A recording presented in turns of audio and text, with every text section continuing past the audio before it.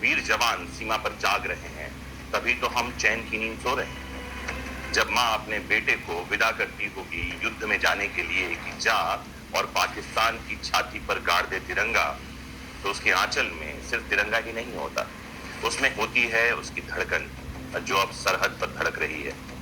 जब कोई पत्नी सोचिए अपने पति को आखिरी बार गले लगाती होगी, तो वो सिर्फ एक विदाई नहीं देती, वो संकल्प होता है कि अब वो हर दिन उसके बिना भी जीकर दिखाएगी, क्योंकि उसका प्रेम अब देश के नाम हो चुका होता है।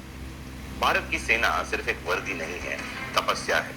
वो जवान जो बर्फ की चादरों में लिपटा खड़ा है, वो गर्मी में जलते रेगिस्तान में डटा हुआ है, वो आसमान की ऊंचाइयों में उड़ता है, वो सिर्फ सैनिक नहीं है, वो हर माँ की दुआ है, बच्चे की हंसी है, और हर एक भारतवासी के सांस की आजादी है।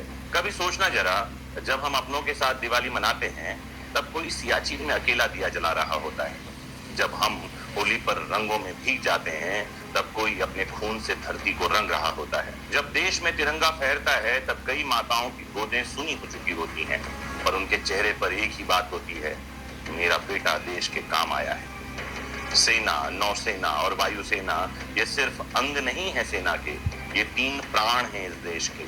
ये वो लोग हैं जो सिर्फ मौत से नहीं लड़ते, वो अकेलेपन से लड़ते हैं, यादों से लड़ते हैं, और फिर हर दिन मुस्कुराते हैं, क्योंकि वो जानते हैं कि भारत है तो हम हैं, और हम हैं तो भारत है। आज अगर हमारी सांसों में आजादी है, तो उसकी वजह उनकी सांसें हैं। अगर हम खुले आसमान में उड़ सकते हैं, तो कोई आसमान में ही शहीद हुआ होगा। अगर हम बिना डर के जी सकते हैं, तो किसी ने डर को गले लगाया होगा। हे भारत के वीर पुत्रों, हम